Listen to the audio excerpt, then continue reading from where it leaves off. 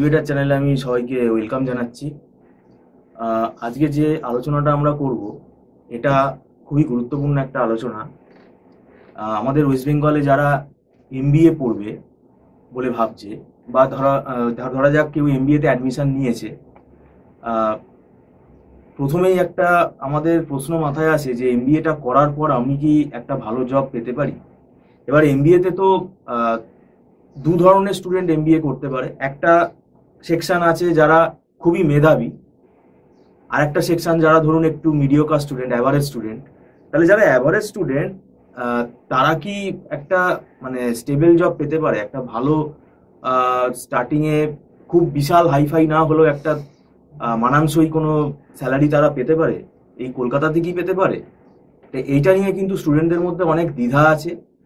এই দ্বিধাগুলো আজকে আমরা রিমুভ করার চেষ্টা করব, কেননা এই দ্বিধাগুলো থাকলে স্টুডেন্টদের একটা স্বাভাবিকভাবেই একটা তারা চিন্তাগ্রস্ত হয়ে পড়ে। এবং এই আলোচনাটা জন্য আজকে আমাদের স্টুডিওতে উপস্থিত আছেন মিস্টার সৌভিক দত্ত, আমাদের ডিরেক্টর, ওনাকে ওয়েলকাম জানাচ্ছি। যারা মিডিওকার স্টুডেন্ট, এমবিএ করার পরে আমি কি একটা জব পেতে পারি কলকাতার মার্কেটে?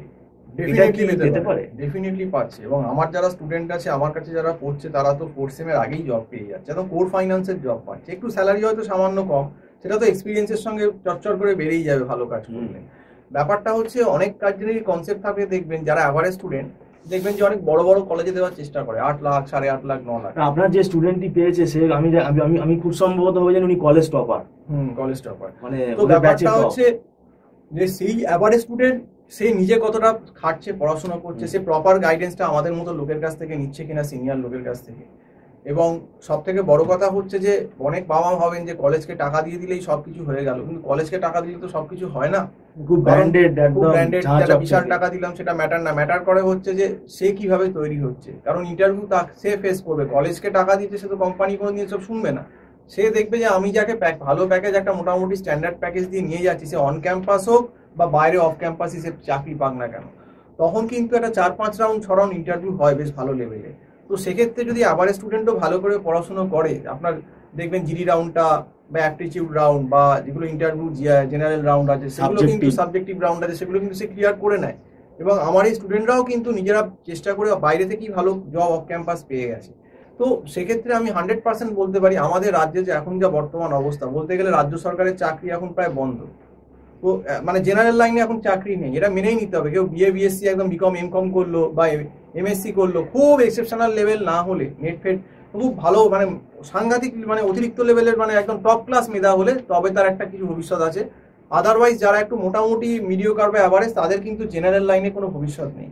কিন্তু আমার এরকম বহু স্টুডেন্ট আছে মিডিওকার, যারা কিন্তু এমবিএতে বিভিন্ন স্ট্রিম থেকে আসছে। হয়তো কেউ আর্টস থেকে আসছে, কেউ কমার্স থেকে আসছে, কেউ সায়েন্স থেকে আসছে, কেউ হয়তো ম্যানেজমেন্ট থেকেও বিবিএ করেও আসছে, অনেকেই আছে। কেন আসছে? জাস্ট ফর গুড জব, একটা সিকিউর জব। তো সেক্ষেত্রে আমি ডেফিনেটলি বলতে পারি, আমার যতজন স্টুডেন্ট আজ অব্দি পড়েছে, আমার প্রায় 17 বছর অভিজ্ঞতা হয়ে গেল, যারা একটু সিরিয়াস ঠিক করে পড়াশোনা করেছেন, তারা আজকে প্রত্যেকে ভালো জায়গায় প্লেসড। এমন স্টুডেন্টও আছে দেখা হচ্ছে 10 বছর বাদে সে 1 লাখ টাকার উপর মাইনে পায়। তাহলে ভাবুন, কলকাতায় যদি সে মোটামুটি 34-35 যে 1 লাখের উপর মাইনে পায়, তার মানে সে কিন্তু একটা স্ট্যান্ডার্ড স্যালারি সেন্ট্রাল গভর্নমেন্ট লেভেলেই কিন্তু আর্ন করছে। তাহলে আমাদের ওয়েস্ট বেঙ্গলে চাকরি যে একদম কলকাতা বা ওয়েস্ট বেঙ্গলে নিয়ে, এটা বাজে কথা। যারা ডিজার্ভিং ক্যান্ডিডেট তারা এখানেও জব পাচ্ছে। লিভিং কস্টটাও আপনাকে ভাবতে হবে। দিল্লি, আপনাকে একটু ইন্টারাপ্ট করছি, চাকরি নেই এটা একটা খুব কন্ট্রোভার্সিয়াল কোশ্চেন, কিন্তু কোম্পানি বলছে তো ফিট ক্যান্ডিডেট আমরা পাচ্ছি না। একদম ঠিক কথা। তো যারা ফিট ক্যান্ডিডেট তারা কিন্তু জব পাচ্ছে। ফাইন্যান্সেও তো পেয়ে গেল, এরা কোর জবই পেলো, ফাইন্যান্সের কাজই কিন্তু পাচ্ছে। বিলিং তৈরি করা, ডেটা শিট তৈরি করা, ব্যালেন্স শিট তৈরি করা, সেখান থেকে অ্যানালাইসিস করা, পাচ্ছে জব। এবার সেটা হয়তো ইনিশিয়াল স্যালারি একটু কম হতে পারে, সেটা একটা বছর স্যাক্রিফাইস করতে হয়। তারপর যখন 1 বছর এক্সপিরিয়েন্স হয়েছে, 1-2 বছর, তখন কিন্তু স্যালারি ইনক্রিমেন্ট গ্রো করে এবং তখন সে কিন্তু বিগ 4 কোম্পানিতে জাম্প করতে পারে। তো এমবিএ যে কোনো সেক্টরে, মার্কেটিং, ফাইন্যান্স, এইচআর, যাই বলুন না কেন, ভেরি প্রসপেক্টিভ, খুব প্রসপেক্ট ভালো আছে এখন। যারা একটু সিরিয়াস, অ্যাভারেজ হলো যারা সিরিয়াস ক্যান্ডিডেট, এবং সবসময় গার্জেনদের বা ছাত্রদের আমি বলবো, কলেজের ফিস দেখুন, আমি বলবো তুমি লো ফিসে করো, নিজেকে তৈরি করো। কলেজের ভরসায় বসে থাকো না।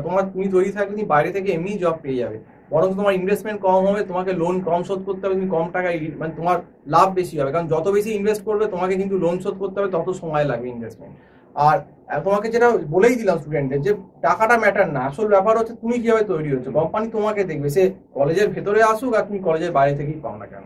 তো এই জিনিসটা মাথায় রাখতে হবে। আমার বহু স্টুডেন্ট আছে যারা হয়তো একদম অল্প ফিস দিয়ে করেছে, স্টার্টিং হয়তো সে 18-20 হাজার টাকা স্যালারি কলকাতায় পেয়েছে। 18-20 কিন্তু কলকাতায় খারাপ না, কারণ আপনি লিভিং কস্ট যদি কম্পেয়ার করে, এখানে নিজের বাড়ি আছে, আপনি দিল্লি বীরভূমিতে দেখুন, দিল্লি বীরভূমিতে 30,000 টাকার থেকে আমার মনে হয় কলকাতায় 18-20 হাজার টাকা অনেক ঘর ভাড়াতেই তো অর্ধেক টাকা। হ্যাঁ, 18-20 হাজার টাকা অনেক ভালো। এবার সেই স্টুডেন্টই যখন আমি দেখছি 4-5 বছর 6 বছর তার এক্সপিরিয়েন্স হয়ে যাচ্ছে, সে কিন্তু 50,000 এর কাছে চলে যাচ্ছে 5-6 বছর বাদে। তো আর তারপর যদি আরো 4 বছর কাটে, তখন দেখলাম হয়তো প্রায় 80-90-1 লাখ এরকম কাটে। তো মোটামুটি কিন্তু সে একটা স্টেবল জায়গায় এই এমবিএ করে কিন্তু চলে যাচ্ছে। কাজেই অবশ্যই আমার নাম্বারটা স্ক্রল করছে, নাম্বারটা 9748161018। যে সমস্ত গার্জেন বা ছাত্রছাত্রী আমাদের ভিডিওটা দেখছেন, তাদের যদি মনে হয় যে পরবর্তীকালে এমবিএ করব, কোথা থেকে করব, কিভাবে করব, কি প্রসেস আছে, কোন জায়গা থেকে করা উচিত, কি পরীক্ষায় কম্পিটিটিভ এক্সাম দিতে হবে, সেগুলো কিন্তু আমাদের এই এলিভেটর এডুকেশন চ্যানেলে আমরা বহুবার বলেছি এবং আরও বলেছি। আপনারা ভিডিও ফলো করতে পারেন, বা যদি কোনো রকম ইনকোয়ারি থাকে রাতের দিকে, রাত্রি 10:30 থেকে 11টার ভেতর, দিনের বেলা ফোন করবেন না। আমি ফ্রি থাকি ধরে রাখুন 10:30 থেকে 11টার ভেতর, রাত্রির একদম ওই 8 ঘন্টা জাস্ট। ওই সময়টা যদি কারোর থাকে, আপনারা ফোন করে আমাকে এনকোয়ারি করতে পারেন, তখন আমি ফ্রিলি কথা বলতে পারবো, অ্যাডভাইস দিতে পারবো। তো সেক্ষেত্রে ওই জন্য বলছি যে এখন জেনারেল লাইনের চাকরি নেই, আর স্টেট গভর্নমেন্ট সেন্ট্রাল গভর্নমেন্টের জবের কথাই ছেড়েই দিন। হয়তো 100 জনে 2জন কি 3জন জব পায়, সেটা ছেড়ে দিন। অনেকে এমন হয় যে জব দিয়ে দিয়ে সে পুরো হয়ে গেল, সে আর জব পেল না। তার থেকে যেটা সুবিধে, গ্র্যাজুয়েশন করার পর আমার মনে হয় এখন দেখুন পুরো ব্যাপারটাই কিন্তু প্রাইভেটাইজড হয়ে গেছে। তো প্রাইভেটাইজ যেহেতু হচ্ছে, আপনি দেখুন না, ব্যাংকগুলোকেও তো প্রাইভেটাইজ করে দেওয়ার চেষ্টা হচ্ছে, গভর্নমেন্ট ব্যাংকগুলো। তো আস্তে আস্তে কিন্তু আজ থেকে 10 বছর বাদে কিন্তু সরকারি জব থাকবে না, এমনি ভ্যাকেন্সি কমে গেছে, ব্যাংকগুলোর রিক্রুটমেন্ট হয় না। কাজেই আমার মনে হয় প্রাইভেট সেক্টরে জব পেতে গেলে এমবিএ খুব খুব খুব দরকার ম্যানেজমেন্টে। আর অনেক বিটেক স্টুডেন্ট আছে দেখবেন, যারা বিটেক করে ভালো জব পায়নি, তারা কিন্তু বিটেক থেকে এমবিএ করতে চলে, তারপর কিন্তু তারা একটা স্টেবল জব পাচ্ছে। এটা কিন্তু আমার স্টুডেন্টদের মধ্যে এক্সাম্পল আছে।